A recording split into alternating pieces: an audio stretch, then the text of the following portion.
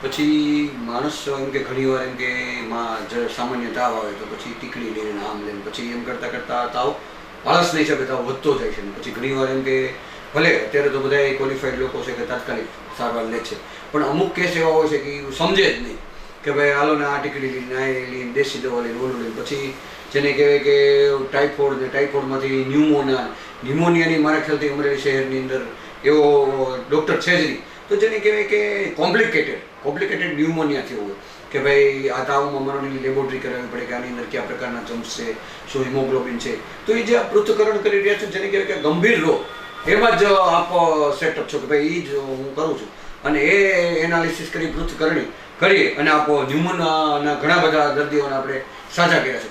તો જે ન્યુમોનિયા થવાનું કારણ શું ને ન્યુમોનિયાને તાત્કાલિક સારું થાય એ માટેની આપણી પાસે શું ટ્રીટમેન્ટ ને એકવીસમી સદીના સાધનો શું? અત્યારે જે વરસાદી વાતાવરણ થશે, ભેજવાળું વાતાવરણ વધશે એટલે શ્વાસની તકલીફોમાં વધારો જોવા મળે છે. જ્યારે બી ઋતુ બદલાય છે ત્યારે શ્વાસના દર્દીઓની સંખ્યામાં વધારો જોવા મળે છે. ન્યુમોનિયા એ એક ફેફસાનું ઇન્ફેક્શન ગણાય. જે સાદો ન્યુમોનિયા હોય એમાં દવા ગોળીથી આપણે દવા ગોળીને આરામ કરવાથી બી સારું થઈ જાય, પણ જ્યારે ન્યુમોનિયાનું વિકરાળ સ્વરૂપ લે છે ત્યારે તમે ઓક્સિજન લેવલ ડાઉન થઈ જાય, શ્વાસ લેવામાં તકલીફ પડે અને શરીરમાં જે ઇન્ફેક્શનનું લેવલ બહુ વધી જાય. બરોબર છે, આપણે ઘણીવાર જોયું કે WBC કાઉન્ટ વધી ગયા, CRP વધી ગયું, શ્વાસ લેવામાં તકલીફ પડે, ઓક્સિજન લેવલ ડાઉન. એવા કેસમાં દર્દીને દાખલ કરવા પડતા હોય છે અને ઓક્સિજન ઉપર રાખવા પડતા હોય છે. ઘણીવાર ઓક્સિજન લેવલ એટલું બધું ડાઉન થઈ જાય કે દર્દીને વેન્ટિલેટરનો સપોર્ટની બી જરૂર પડે છે. તો આ જે બધા જે હોય એને કોમ્પ્લિકેટેડ ન્યુમોનિયા કહેવાય. અને ઘણીવાર આ ન્યુમોનિયાના ઇન્ફેક્શનના કારણે કિડની પર સોજો આવવો, લીવર ઉપર સોજો અને મલ્ટી ઓર્ગન ફેલિયર તરફ બી દર્દીઓ જતા હોય છે. એટલે એવી જ્યારે સિચ્યુએશન આવે છે ત્યારે એને એક ક્રિટિકલ કેરની જરૂર પડે છે અને એ ક્રિટિકલ કેરમાં આપણે ઘણીવાર બીપીના સપોર્ટની જરૂર પડે છે, વેન્ટિલેટરની જરૂર પડે છે, ઘણી વખત એને કિડની પર સોજો હોય તો ડાયાલિસિસની બી જરૂર પડતી હોય છે. આ રીતે અદ્યતન આખી બધી વસ્તુની જરૂર પડતી હોય છે. અને એ જે ઘણી વખત જે છે વેન્ટિલેટરની સાથે બી દર્દીઓનું ઘણીવાર ઓક્સિજન લેવલ છે કંટ્રોલમાં નથી આવતું, તો એમાં વેન્ટિલેટરથી આગળ જે ECMO મશીન હોય છે, જે એક્સ્ટ્રા કોર્પોરલ મેમ્બ્રેનસ ઓક્સિજનેશન મશીન કે જે આર્ટિફિશિયલ ફેફસા અને હૃદયનું કામ કરે છે, એવા મશીનની બી જરૂર પડતી હોય છે. અમે એવા ઘણા બધા દર્દીઓને કોવિડના સમયે બી એ મશીન ઉપર લીધેલા છે અને આપણે બધા જાણીએ છીએ કે ભાઈ ભારદ્વાજ સાહેબને જ્યારે બહુ ન્યુમોનિયાની અસર થઈ ગઈ હતી તેમણે રાજકોટ સિવિલમાં એમને ECMO મશીન ઉપર આપણે લેવા પડ્યા હતા. તો આ ECMO મશીન એ જ વસ્તુ છે કે જે આર્ટિફિશિયલ હાર્ટ લંગ મશીનનું કામ કરે છે. અને જ્યારે ફેફસાને જે વેન્ટિલેટરથી બી સારા વેન્ટિલેટરનો સપોર્ટ બી ઓછો પડતો હોય છે, એટલું વધારે ન્યુમોનિયા વધી ગયું હોય છે, ત્યારે વેન્ટિલેટરથી બી તમે પૂરતો ઓક્સિજન જ્યારે દર્દીને નથી આપી શકતા ત્યારે આવા મશીન ઉપર બી લેવાની જરૂર પડતી હોય છે. એટલે આ બધી વસ્તુઓની જે ટ્રીટમેન્ટ છે એ આવા જ્યારે બી ન્યુમોનિયા બહુ વધી જાય છે એમાં થતા હોય છે. અને ખાસ કરીને પહેલી વસ્તુ છે જ્યારે તમને કોઈ બી સામાન્ય તાવ, શરદી, ઉધરસ થાય છે ત્યારે જાતે દવા લેવાનું ટાળો, તમારા નજીકના ડૉક્ટરને મળો, ડૉક્ટરની સલાહ લઈને તમે ટ્રીટમેન્ટ કરો. જો એમાં સુધાર ના જણાય તો બ્લડ રિપોર્ટ કરાવવાનું કે તો બ્લડ રિપોર્ટ કરો, છાતીના ફોટા, CT સ્કેન, જે બી કંઈ તમારા ડૉક્ટર તમને સલાહ આપે એમની સલાહ મુજબ રિપોર્ટ કરી અને ચોક્કસ સારવાર કરો તો ન્યુમોનિયાને શરૂઆતના તબક્કામાં, જે મેં તમને કીધું કે સામાન્ય ન્યુમોનિયા હોય તો એ તબક્કામાં જો આપણે કંટ્રોલ થઈ જાય તો આવા કોમ્પ્લિકેશન સ્વરૂપના જેટલો સમય બીમારી આપણા શરીરમાં રહેશે એટલો એ આપણા શરીરમાં બગાડ વધારશે અને જેટલો બગાડ વધારશે એમ એને સારવારમાં સમય બી વધારે લાગશે અને પ્લસ એ દર્દીના જીવનું જોખમ બી વધારે વધી જશે.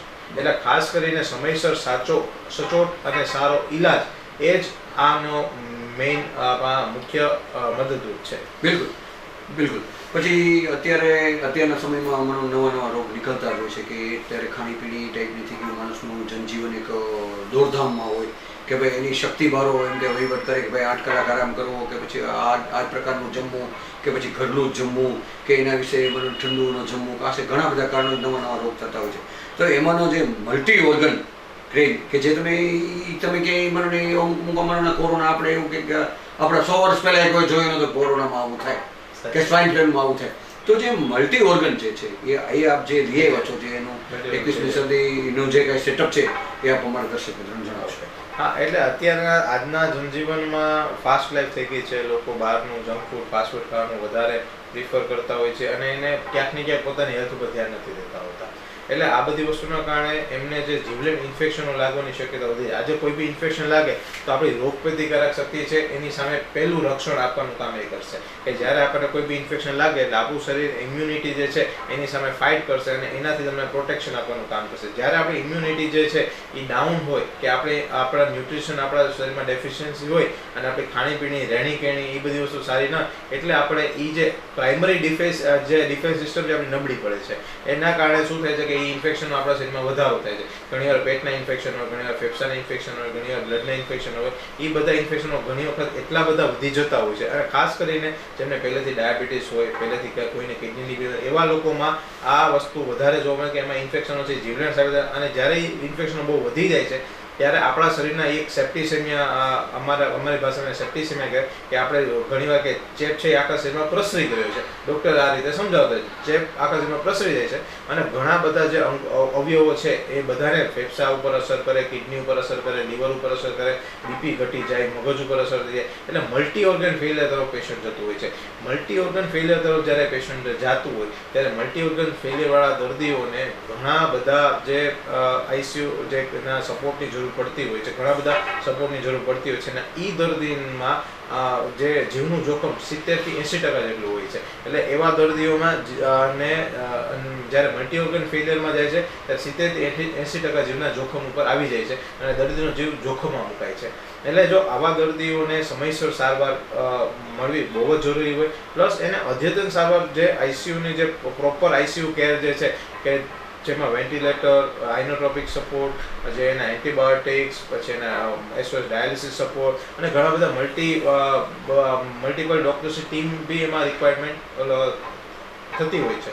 તો આ રીતનું એક અદ્યતન આઈસીયુ એપ્રોચની સાથે આવા જે ઇન્ફેક્શનની ટ્રીટમેન્ટ કરવી પડે છે. ઘણી વખત એના જ્યારે સેપ્ટિસેમિયા પેશન્ટ જાય છે તેમાં એના માટે અમુક દવાઓ બી આવે છે જે એડવાન્સ દવાઓ છે, પ્લસ એના અમુક ફિલ્ટર્સ બી આવે છે કે જે આપણા શરીરમાં ટોક્સિન્સ બન્યા હોય છે એ ટોક્સિનને કાઢી નાખવા માટેના ફિલ્ટર્સ બી હોય છે. એ ફિલ્ટર્સને વાપરીને શરીરમાંથી જે ટોક્સિન્સનું લેવલ છે આપણે ઘટાડી અને જે મલ્ટી ઓર્ગન ફેલિયર છે એમાંથી દર્દીઓને સાજા કરવા માટે મદદરૂપ થઈ શકે. તો એ બધી સારવારની જરૂર બી પડી શકતી હોય છે.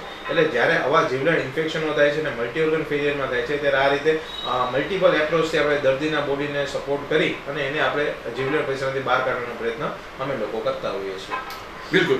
પછી માનો ને ન્યુરોલોજિકલ કન્ડિશન, જે ન્યુરોલોજિકલ જે કન્ડિશન જે છે કે ભાઈ માનો ને પરિસ્થિતિ ગંભીર છે અને આપો જે ગંભીર રીતના સ્પેશિયાલિસ્ટ છો અને લેવલ 3 પ્રમાણેનું અહીં અમરેલી શહેરની અંદર આપણે વિચાર્યું કે ભાઈ અમરેલીમાં આપણે સમ્યક, રાજકોટમાં તો છે સમ્યક એટલે કે સંપૂર્ણ 0 થી લઈને 100 કે ભાઈ ટાંચણીથી લઈને ટોટલ વસ્તુ અહીં જ હોવી જોઈએ. દર્દીને અહીંયા ફોટો પડાવવા બહાર જવું ને અહીંયા લેબ કરાવવા જવું એ વસ્તુની માત્ર ને માત્ર સમ્યક એટલે કે સંપૂર્ણ બધી જ સુવિધા આપણા અમરેલી શહેરમાં, રાજકોટમાં એ બ્રાન્ચ બેમાં લઈએ. તો જે માનો ને જે ન્યુરોલોજિકલ જે આપ કન્ડિશન કહી રહ્યા છો તો એ શું છે અને જે આપણી પાસે જે અદ્યતન પહેલા માળે શું સારવાર છે, બીજા માળે શું કન્ડિશન છે, ત્રીજા માળે જે હાઇજેનિક જેને કહેવાય કે દર્દી ત્યાં આવે એટલે 50% તો એને એ રીતનો બેડ મળી જાય ને એટલી તમે કીધું વેન્ટિલેટર ને વગેરે વગેરે દરેક પ્રકારના સાધનો છે કે ભાઈ એની લપ્સ કેટલી દોડે છે, એનું બીપી કેટલું છે, એનું લો બીપી કેટલું છે, હાઈ બીપી, જે કન્ડિશન વાળો જે સ્ટાફ છે, હાઈફાઈ સ્ટાફ છે. તો એ અમારા દર્શક મિત્રોને ન્યુરોલોજિકલ કન્ડિશન અને જે પહેલા માળે, બીજા માળે, ત્રીજા માળે જે સુવિધા છે જણાવશો. ન્યુરોલોજિકલ કન્ડિશન જોઈએ તો ઘણા બધા એવા મગજને અને નસોના રિલેટેડ રોગો છે કે જેમાં આઈસીયુની જરૂરિયાત પડી શકે. જેમ સૌથી પહેલી વાત આપણે બ્રેઇન સ્ટ્રોકની કરી કે બ્રેઇન સ્ટ્રોકના વિશે વાત કરી કે એમાં સમયસર સારવાર એવા દર્દીઓને આઈસીયુની સારવારની જરૂર પડશે. પ્લસ અમુક બીમારી જેમ કે ગુલિયન-બાર સિન્ડ્રોમ કે જીબીએસ કહેવાય, એમાં હાથ પગની નસો પર અસર થાય છે અને લકવાની અસર થતી હોય છે. આખા શરીરમાં પેરાલિસિસ આવતું હોય છે અને જ્યારે એ શ્વાસમાં અસર થાય ત્યારે દર્દીને વેન્ટિલેટર પર બી લેવા પડતા હોય છે. તો આ જે રોગ છે એમાં ઘણી વખત આપણું જે શરીરનું, આપણા શરીરમાં આપણા શરીરની જે રોગપ્રતિકારક શક્તિ છે એ આપણા શરીરની નસો પર એટેક કરતી હોય છે અને આપણા બોડીમાં જેવા એન્ટીબોડી બન્યા હોય છે કે જે આપણી નસોને નુકસાન કરે છે. તેમાં લોહીને પ્લાઝમા ફ્લોરેસન્સથી ચોખ્ખું કરી અને એ જે આપણે છે એને ન્યુટ્રલાઇઝ કરવા પડે અથવા એના ઇન્જેક્શન આવે આઈવીઆઈજી કરીને. એ ઇન્જેક્શન આપીને આ જે એન્ટીબોડી આપણા શરીરમાં બન્યા છે એને ન્યુટ્રલાઇઝ કરવા પડે અને ન્યુટ્રલાઇઝ કરીને આપણે એ જે નસોને નુકસાન અટકાવીને એમાંથી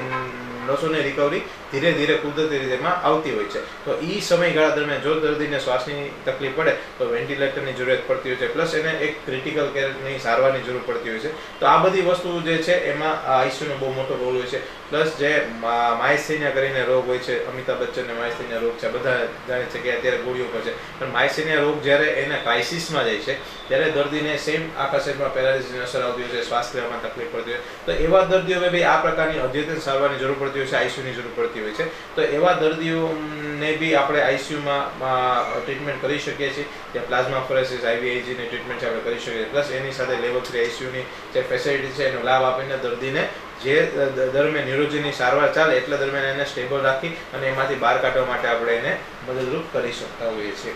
અને જે આપણે ફેસિલિટીની વાત કરીએ તો આપણે જે ગ્રાઉન્ડ ફ્લોર ઉપર અત્યારે ઇમરજન્સી ફેસિલિટી છે, સાથે સાથે આપણે ફાર્મસી છે, લેબોરેટરી છે અને બાજુમાં રેડિયોલોજી ડિપાર્ટમેન્ટ છે, એટલે જ્યાં સીટી સ્કેન, એક્સરે અને સોનોગ્રાફી થાય છે.